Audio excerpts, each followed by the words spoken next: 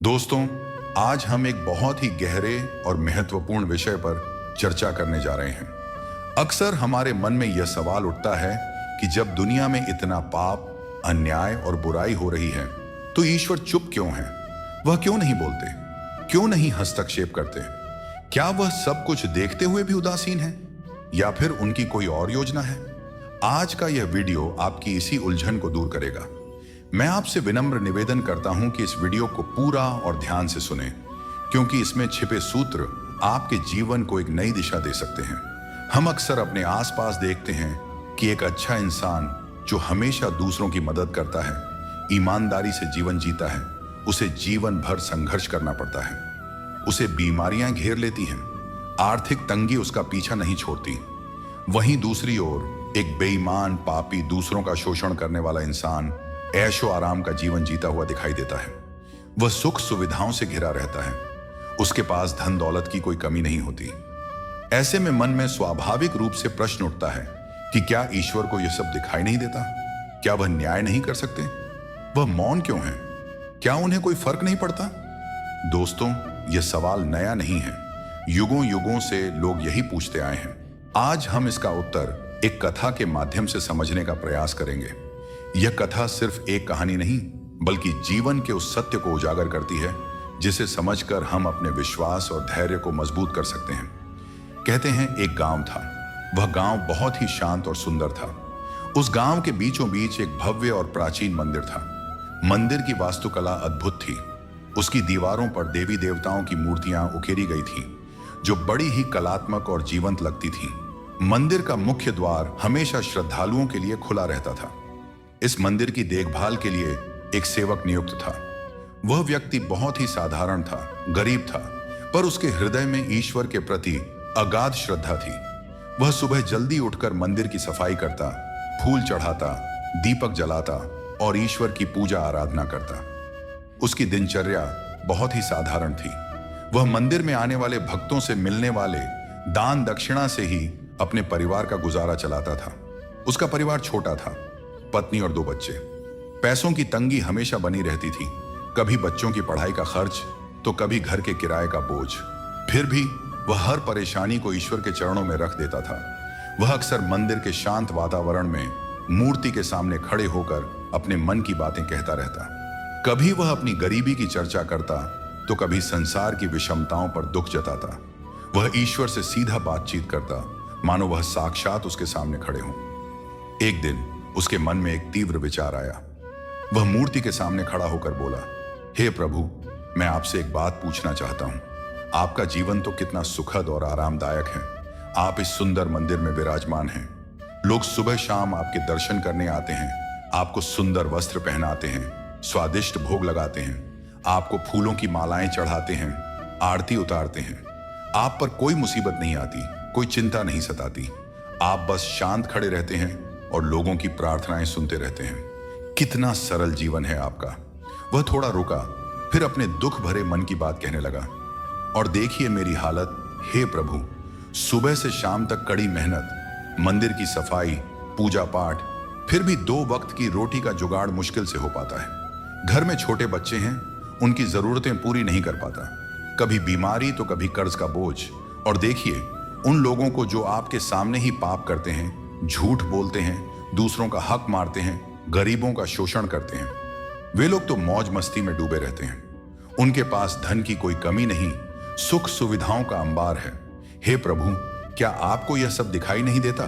आप उन्हें तुरंत सजा क्यों नहीं देते? आप चुप क्यों रहते हैं? क्या आपको फर्क नहीं पड़ता? अगर एक दिन के लिए भी मैं आपकी जगह होता तो मैं सबको उनके कर्मों का फल तुरंत दे देता, अच्छे को इनाम और बुरे को सजा। पर आप तो बस मौन रहते हैं। उसकी यह बात सुनकर ईश्वर से रहा नहीं गया। मंदिर में एक अद्भुत प्रकाश फैल गया और मूर्ति से एक दिव्य स्वर प्रकट हुआ। ईश्वर बोले, भक्त, तुम सतही दृष्टि से देख रहे हो। तुम्हें लगता है कि मेरा काम आसान है, पर ऐसा नहीं है। तुम दूर से देखकर किसी के जीवन के बारे में गलत अनुमान लगा लेते हो। जब तुम उसकी वास्तविकता में उतरोगे, तब पता चलेगा कि हर किसी का जीवन कुछ न कुछ चुनौतियों से भरा है। मुझे भी हर पल निर्णय लेने होते हैं। हर किसी के कर्मों का हिसाब रखना होता है। अच्छे और बुरे के बीच संतुलन बनाए रखना होता है। एक पिता की तरह मुझे अपनी सभी संतानों के दुख सुख का ध्यान रखना होता है। ये इतना सरल नहीं है जितना तुम समझ रहे हो। भक्त ने जिद पकड़ ली। वह बोला, प्रभु, आप कहते हैं कि यह कठिन है, पर मैं तो इसमें कुछ खास मुश्किल नहीं देखता। पूरा दिन खड़े रहना, लोगों की बातें सुनना, यह तो कोई भी कर सकता है। मुझे तो लगता है कि मैं भी यह काम आसानी से कर सकता हूं। ईश्वर मुस्कुराए और बोले, बेटा, इसमें सबसे बड़ी चीज है धैर्य। तुम्हें परिणाम आने तक प्रतीक्षा करनी होती है। मनुष्य में यह कमजोरी होती है कि वह तुरंत फल चाहता है। थोड़ा सा सुख मिलते ही घमंड से भर जाता है और थोड़ा सा दुख आते ही टूट जाता है। वह धैर्य नहीं रख पाता। मेरे काम में अनंत धैर्य की आवश्यकता होती है, क्योंकि हर कर्म का फल उचित समय पर ही मिलता है। भक्त ने कहा, मैं धैर्य रख सकता हूं प्रभु। आप मुझे एक मौका दीजिए। एक दिन के लिए आप मुझे अपना स्थान दे दीजिए और आप मेरा स्थान ले लीजिए। मैं दिखा दूंगा कि मैं कैसे सब कुछ संभाल सकता हूं। ईश्वर ने उसे समझाने का बहुत प्रयास किया। उन्होंने कहा कि यह खेल नहीं है, यह एक गंभीर जिम्मेदारी है। पर भक्त अपनी जिद पर अड़ा रहा। अंततः ईश्वर ने कहा, ठीक है, मैं तुम्हारी इच्छा पूरी करता हूं। एक दिन के लिए तुम मेरा स्थान ले लो और मैं तुम्हारा स्थान लेता हूं। लेकिन इसके कुछ नियम हैं, कुछ शर्तें हैं। यदि तुमने इन शर्तों का पालन नहीं किया तो तुम्हें तुरंत वापस आना होगा। भक्त खुशी से उछल पड़ा। उसने कहा, जो भी शर्तें हों मैं मानने को तैयार हूं, बस आप मुझे एक दिन का मौका दें। ईश्वर बोले, सुनो, पहली और सबसे महत्वपूर्ण शर्त यह है कि जब तुम मेरे स्थान पर होगे तो तुम्हें पूर्ण मौन रहना होगा। चाहे कुछ भी हो जाए, तुम्हें कुछ नहीं बोलना है। तुम्हें सिर्फ देखना और सुनना है। तुम्हें यह समझना होगा कि इस संसार में आने वाले हर व्यक्ति, चाहे वह अच्छा हो या बुरा, मेरा ही हिस्सा है। जिस तरह एक पिता के एक बेटा अच्छा होता है, एक बेटा बुरा, पर पिता दोनों से समान प्रेम करता है, उसी तरह मेरे लिए भी सभी समान हैं। हाँ, अंततः हर किसी को उसके कर्मों के अनुसार फल मिलता है, पर वह फल उचित समय पर ही मिलता है। तुम्हें धैर्य रखना होगा और किसी भी स्थिति में हस्तक्षेप नहीं करना होगा। क्या तुम यह कर सकते हो? भक्त ने आत्मविश्वास से कहा, हाँ प्रभु, मैं यह कर सकता हूं। मैं पूरा दिन चुपचाप खड़ा रहूंगा और सब कुछ देखता रहूंगा। मैं कुछ नहीं बोलूंगा। इस प्रकार समझौता हो गया। अगली सुबह एक अद्भुत घटना घटी। भक्त स्वयं को मंदिर की मूर्ति में स्थापित पाया। उसका शरीर पत्थर का हो गया था, पर उसकी चेतना जागृत थी। वह सब कुछ देख और सुन सकता था और ईश्वर ने भक्त का रूप धारण कर लिया था। वह साधारण सेवक की तरह मंदिर की सफाई करने लगे। सुबह होते ही मंदिर में भक्तों का आना शुरू हो गया। पहला व्यक्ति एक धनी व्यापारी था। वह महंगी कार से उतरा। उसके कपड़े बहुत ही कीमती थे। उसने मूर्ति के सामने हाथ जोड़कर प्रार्थना की, हे प्रभु, मैंने एक नई फैक्ट्री लगाई है। उसमें मैंने करोड़ों रुपये लगाए हैं। कृपया मुझे आशीर्वाद दें कि मेरा व्यवसाय फलने फूलने लगे। मैं आपके चरणों में यह छोटा सा भेंट स्वरूप यह थैला अर्पित करता हूं। इतना कहकर उसने एक भरी हुई थैली मूर्ति के सामने रख दी और चला गया।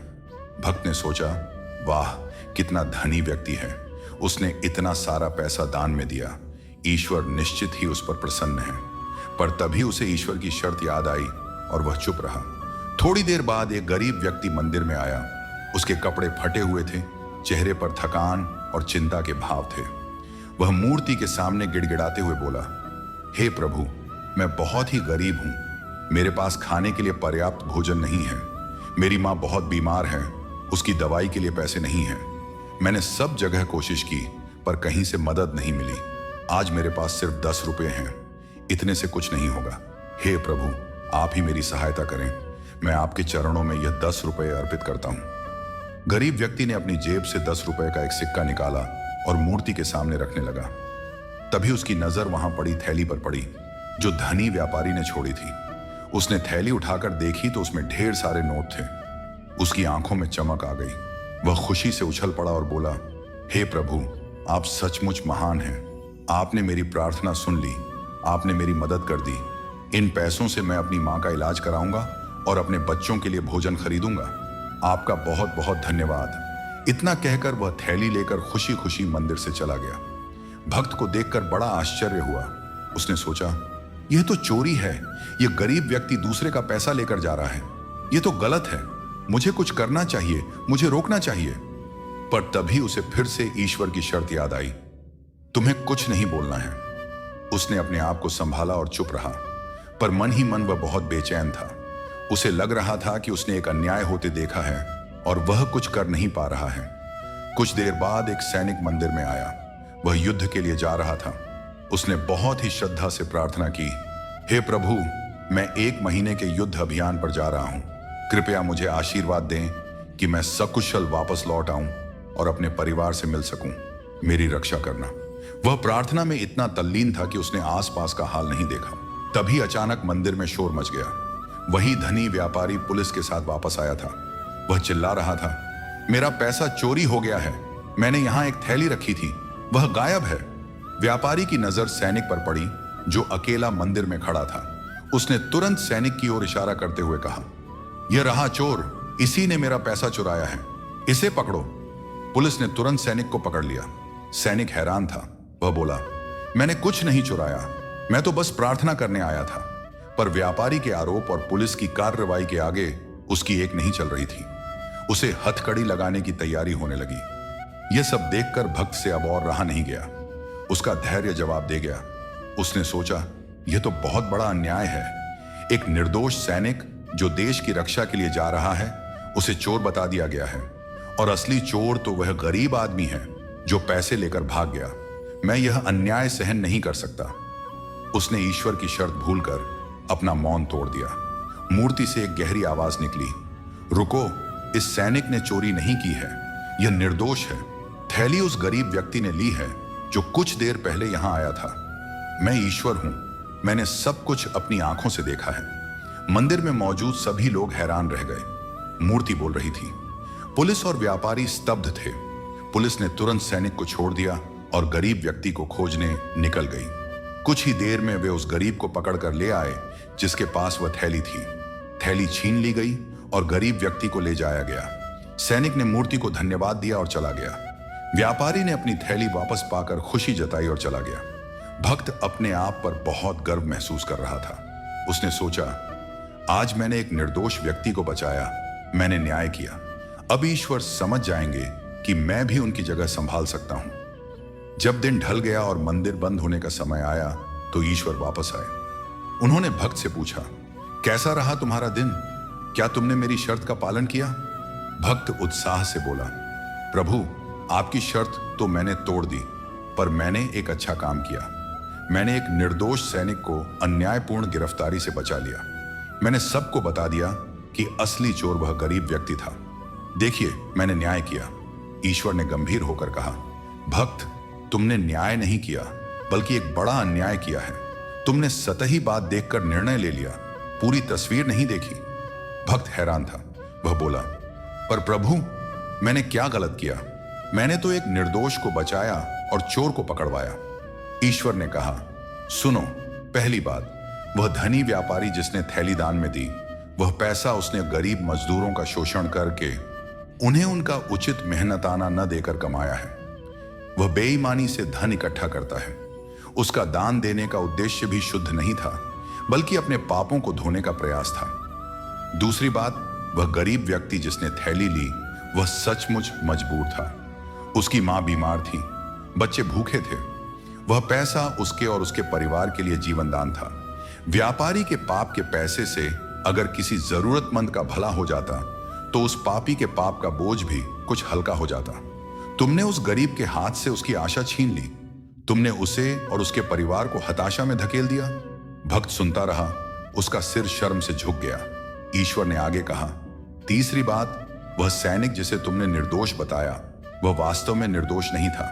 वह एक अन्यायपूर्ण युद्ध में जा रहा था जहां वह निर्दोष लोगों को मारने वाला था।